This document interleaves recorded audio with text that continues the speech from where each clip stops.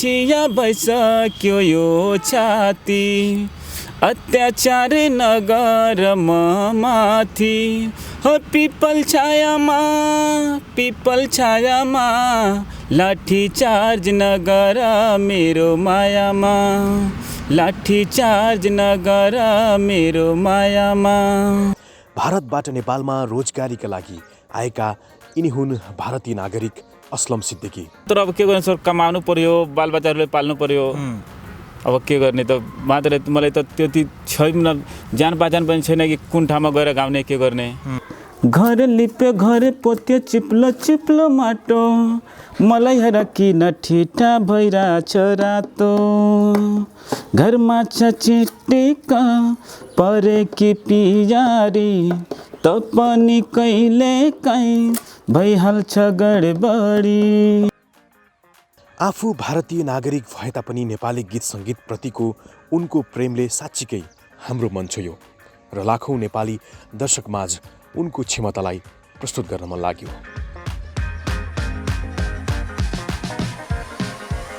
धादिङ जिल्ला बैरनियाको नौलो माया बाटैमा भेट भएको, घुम्तीतिर लेट भयो सानो मायालाई बाटैमा भेट भयो।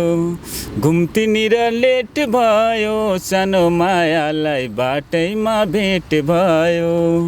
दर्शकलाई धन्यवाद भन्छु म कि उहाँहरूले सपोर्ट गर्नुहोस्, म एकचोटि त्यहाँ गएर मेरो पनि सपना पुरा होस्। दर्शकवृन्द नमस्कार, म पारस भट्टराई। म यति बेला चितवन आइपुगेको छु। चितवनमा एकजना दाईको आवाजलाई समेट्नको लागि म यो ठाउँमा आएको छु। दर्शकवृन्द, इन्डियाको बिहारबाट नेपालको चितवनमा ज्याला मजदुरी गर्न आउनुभएको एकजना दाईको स्वर साँच्चीकै मिठो लाग्यो र उहाँले आफू भारतीय मुलुकको नागरिक भए तापनि मिठो गीतहरू, नेपाली गीतहरू उहाँले मिठो गाउनुहुँदो रहेछ। कार्यक्रममा स्वागत गर्न चाहन्छु। म उहाँसँगै उहाँको नाम सोध्नेछु। दाई नमस्कार। नमस्कार दाई। हजुरको नाम चाहिँ? मेरो नाम असलम सिद्दिकी हो। म बिहारको इन्डियाको बिहारबाट म आएको बितिया जिल्ला घर पर्छ मेरो। कुन ठाउँ पर्छ तपाईँको? अलिकति आत्तिएर बोल्नुभयो हजुर। पहिलो अब हुन त अब यसरी यहाँ अन्तर्वार्ता कहिले दिनुभएको थिएन होइन? मेरो घर त्यहाँ इन्डियामा छ, बिहारमा पर्छ के, नेपालको छेउमा छ हजुर मेरो घर। म यहाँ काम गर्छु चितवनमा। कति टाइम लाग्छ तपाईँको घरसम्म पुग्नको लागि? त्यो 4 घन्टा जति लाग्छ मेरो घरमा जानको लागि। ए, धेरै टाइम त लाग्दो रहन्छ? धेरै टाइम छैन हजुर। छैन है? छैन। यसरी बुझौँ, तपाईँ चाहिँ भारतीय मुलुकको नागरिक, तपाईँ इन्डियन हुनुभयो, तपाईँ चाहिँ नेपालमा बस्नुहुन्छ, काम गर्नुहुन्छ। हजुर हजुर। कति वर्ष भयो नेपालमा काम गर्न थालेको? नेपालमा बसेको 4 वर्ष भइसक्यो। ए, 4 वर्षदेखि यतै बस्नुहुन्छ? घर जान्छु, बस्छु, घर जान्छु, त्यही हो। के चाहिँ काम गर्नु चाहिँ यहाँ चाहिँ अहिले? म कार्पेन्टर काम गर्छु चितवनमा, काठको। के काम गर्नुपर्छ? म झाल ढोका त्यो दराज सराज सबै बनाउँछु, बेडहरू, किचन है। हजुर। भने पछाडि जे होस् तपाईँ खुसी हुनुहुन्छ? म त यहाँ एकदम खुसी छु है। अनि हामीले भेट्न आयौँ, कस्तो लाग्यो तपाईँलाई? मलाई एकदम रमाइलो लाग्यो हजुर। होइन? हजुर हजुर। हाम्रो अमित दाइले चाहिँ उहाँले भन्नुभयो तपाईँको बारेमा, एकदम मिठो गीत गाउनु हुँदो रहेछ। तपाईँ पनि उहाँको घरमा झ्याल ढोकाको काम गर्न जानुभएको थियो? हजुर। म किचन तपाईँ उहाँको बनाउनु भयो, बेडहरू सबै मैले बनाएको, टिभी दराजहरू। त्यहाँबाट चाहिँ मैले थाहा पाएँ। अनि त्यसपछि तपाईँको स्वर पनि मैले बिहान आएर सुनेँ, अनि मन पऱ्यो। अनि लाखौँ दर्शकहरूलाई चाहिँ तपाईँको स्वर पुर्याउनुपर्छ, किनभने तपाईँलाई स्थान दिनुपर्छ। भोलि बिहान तपाईँको चाहना पुरा भइहाल्यो भने होइन, तपाईँको गीत रेकर्ड गर्ने पनि चाहना छ भन्नुभयो होइन? सुरुमा तपाईँले एउटा गीत सुनाउनु पऱ्यो हामीलाई। लाखौँ दर्शकले यति बेला हेर्दै हुनुहुन्छ कार्यक्रम। के गीत सुनाउनुहोस् तपाईँले? म नेपाली गीत एउटा गाइरहेको छु, छिया छिया भइसक्यो साथी। नेपाली गीत मनपर्छ बहुत? मलाई त नेपाली गीत एकदम राम्रो मनपर्छ। तपाईँ त अब राम्रोसँग नेपाली पनि क्लियर बोल्नुहुन्न, तर गीत चाहिँ तपाईँले एकदम क्लियर गाउनु हुँदो रहेछ। गीत त धेरै मलाई राम्रो लाग्छ नेपाली गीत, त्यही भएर म एउटा सुन्न मन लाग्यो मलाई एकदमै। म एक्साइटेड छु तपाईँको गीत सुन्नको लागि चाहिँ। ल। छिया छिया भइसक्यो यो छाती अत्याचार नगर म माथि। छिया छिया भइसक्यो यो छाती अत्याचार नगर म माथि हो पिपल छायामा लाठी चार्ज नगर मेरो मायामा लाठी चार्ज नगर मेरो मायामा। मलाई अचम्म लागेको कुरा के हो भने हजुर तपाईँ त भारतीय मूलको नागरिक हुनुहुन्छ, उता पनि थुप्रै राम्रो राम्रो गीतहरू हुन्छ होइन? यहाँ नेपालीहरूले पनि धेरै इन्डियन गीतहरू सुन्नुहुन्छ, हिन्दी गीतहरू सुन्नुहुन्छ।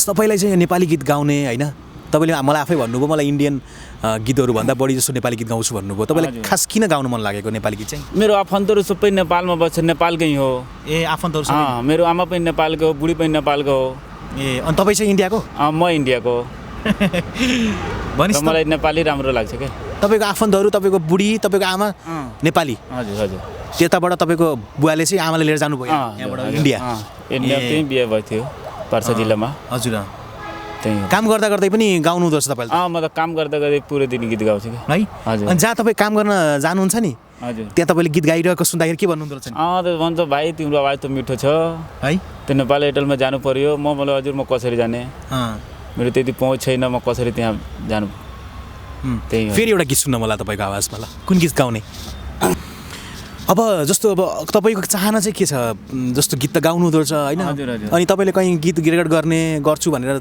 त्यस्तो सोच आएन आयो तर अब के गर्ने सर कमाउनु पर्यो बालबच्चाहरूले पाल्नु पर्यो अब के गर्ने त मात्र मलाई त त्यति छैन जान पहिचान पनि छैन कि कुन ठाउँमा गएर गाउने के गर्ने त्यही हजुर को हुनुहुन्छ तपाईँको परिवारमा तपाईँको मेरो बालबच्चा 3टा कति छोरा छ हुनुहुन्छ? हजुर आमा हुनुहुन्छ हाम्रो श्रीमतीले हुनुहुन्छ त्यही हो आफ्नो परिवारबाट टाढा हुँदाखेरि कस्तो महसुस हुन्छ तपाईँलाई खासै महसुस हुन हजुर किनकि मेरो घर नजिक पनि छ फोनमा पनि कुराकानी हुन्छ नजिक पनि रहेछ हामी त्यति नेपालमा बस्दाखेरि केही झन्झट छैन बरु इन्डियामा गयो भने धेरै त्यो दुःख हुन्छ क्या उता धेरै टाढा पनि जानुपर्छ हजुर त्यही हो अनि तपाईँको परिवारमा पनि थाहा छ होला नि तपाईँले गीत गाउनु छ थाहा छ है हाम्रो परिवारमा थाहा छ सबैजना गीत गाउनु छ गीत गाउन सुनाउनु छ हाम्रो छिमेकीहरूलाई सबैजना थाहा छ उतापट्टि कस्तो गीत गाउनुहुन्छ तपाईँले इन्डियातिर चाहिँ कस्तो म त इन्डियामा त हिन्दी गाना गाउँछु खोइ एउटा नेपाली त बुझ्दैन एउटा सुनाउनु त इन्डियामा जस्तो बिहारमा तपाईँ बिहार हो तपाईँको घर चाहिँ होइन हजुर।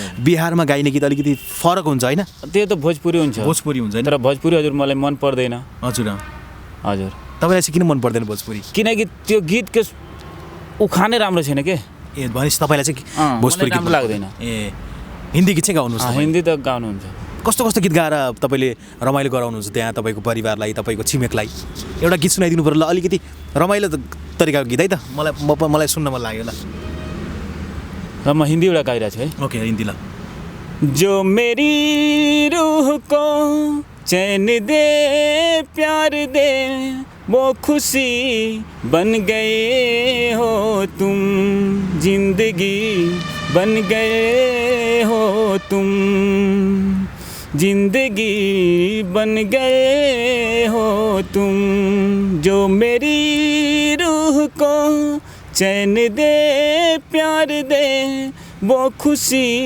बन गए हो तुम जिंदगी बन गए हो तुम है यति मिठो आवाज छ अब अहिले कति वर्षको हुनु हो तपाईँ म 38 वर्ष भइसक्यो है गीत गाउनु थालेको सानैदेखि हो हजुरले म त सानैदेखि गीत गाइरहेको छु है अनि अब तपाईँको सपना त अहिलेसम्म पुरा भएको छैन गीत त तपाईँले आफै भित्रभित्र गाउनुहुन्छ कसैलाई अब सामान्य होइन सीमित मान्छेलाई सुनाउनुहुन्छ हजुर हजुर अब गीत रेकर्ड गर्ने कुरा होइन अलिकति ठुलो मासमा गएर गाउने सपना त तपाईँको पुरा भएको छैन भएको छैन हजुर होइन हजुर के कारणले तपाईँले जस्तो ट्राई गर्नुभयो कि भएन मतलब अघि त भन्नुभयो तपाईँले अलिकति गरिब भएको कारणले गर्दाखेरि हजुर, त्यही रोजीरोटीको लागि काम गर्नु पर्यो भन्नुभयो त्यही भएर म कहिले काहीँ ट्राई गर्नु भएन उता इन्डियातिर गएर इन्डियन आइडलतिर यताउति कार्यक्रमतिर जाने कोसिस गर्नु भएन एकजना त त्यहाँ इन्डियाको मान्छे थियो भनिरहेको छ कि ल म चण्डीगढ लिएर जान्छु तर त्यो बेला मेरो बुवा बित्नु भएको थियो त्यही भएर म जान पाएन उता फेरि नेपालमा आइसक्यो यता त्यही हजुर है हजुर उता चाहिँ गएको भए सायद केही हुन्थ्यो कि होइन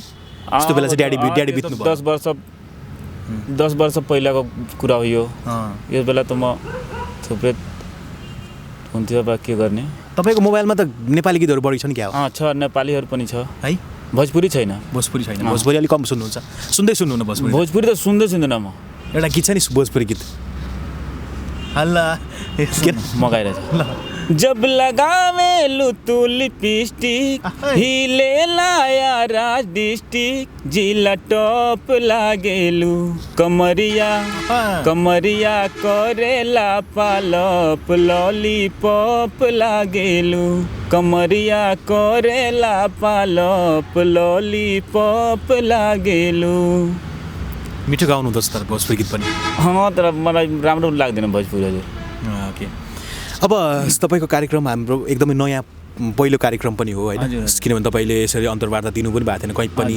कहीँ पनि दिएको छैन हजुर म। अब आज तपाईँको गीतै म सुन्छु है हजुर अरू गीतहरू पनि सुनाउनु पर्यो तपाईँले बढी जस्तो तपाईँको मोबाइलमा नेपाली गीत राखेको छु भनेर भन्नुभएको थियो होइन हजुर। तपाईँले सुनेका गीतहरू तपाईँलाई राम्रो लाग्ने गीतहरू यसो गाइदिनु पर्यो ल धादिङ जिल्ला बैरानियाको नौलो माया बाटैमा भेट भएको घुम्तीतिर लेट भयो सानो मायालाई बाटैमा भेट भयो घुम्तीनिर लेट भयो सानो मायालाई बाटैमा भेट भयो।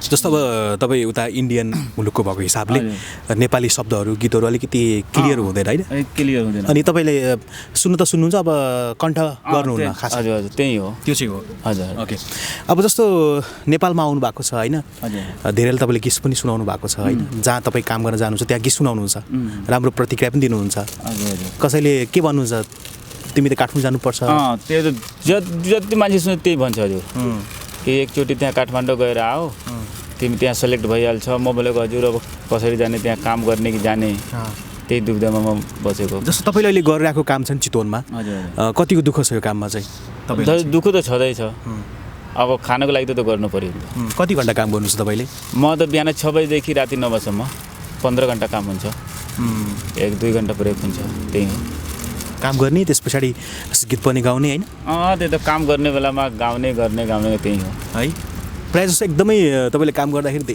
एकदमै धेरै गुनगुनाउने गीत चाहिँ कुन हो नि कुन चाहिँ गीत बढी गाउनुहोस् तपाईँले म त त्यो धेरै गुनगुनाउने गीत के हो त्यही हो नेपालीहरू त्यही गीतहरू छ नेपाली अलिअलि फुल के थुङ्गा हो कि बगेको गङ्गा हो कि मायाको हौ कि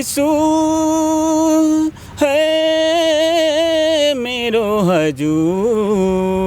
तपाईँले गाइरहँदाखेरि बिचमा शब्दहरू क्लियर भएको छैन कि शब्दहरू मिस्टेक भइरहेको छ तपाईँले एकदमै राम्रोसँग गाउने गीत चाहिँ कुन हो नेपाली गीत चाहिँ त्यो गाउनुहोस् न एकछिन सबै आउने कि तपाईँ शब्द पनि क्लियर आउने होइन कुन चाहिँ गीत भन्नुहोस् त अलिक ज्यादा गाउने भरे आउँछु सपनीमा पर्खिराख है भरे आउँछु सपनीमा पर्खिराख है हो परेलीको ढोका खोली कुरिराख है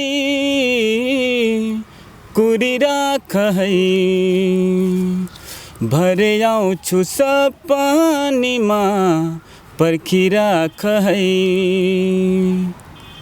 ओके अब तपाईँको स्वर पनि हामीले धेरै लाखौँ होइन दर्शकहरूलाई सुनायौँ सायद धेरैले लेखिसक्नु भएको छ कमेन्ट पनि गरिसक्नु भएको छ कि दाइको स्वर साँच्चै राम्रो छ दाइलाई चाहिँ अगाडि बढाउनुपर्छ भनेर भनि पनि सक्नु भएको छ तपाईँको अब काम पनि राम्रोसित तपाईँले गर्नुहोला प्लस तपाईँको यो अब यदि केही भइहालेछ भने दर्शकहरूले सपोर्ट गर्नुभएको छ भने होइन दर्शकहरूले सपोर्ट गर्नुभयो भने चाहिँ तपाईँले चाहिँ अब तपाईँको सोचेको कुराहरू पनि पुरा हुन्छ तपाईँले गीत रेकर्ड गर्छु भन्नुभएको थियो होइन यस्तो पनि कुरा पुरा होला होइन त्यही होइन हजुर।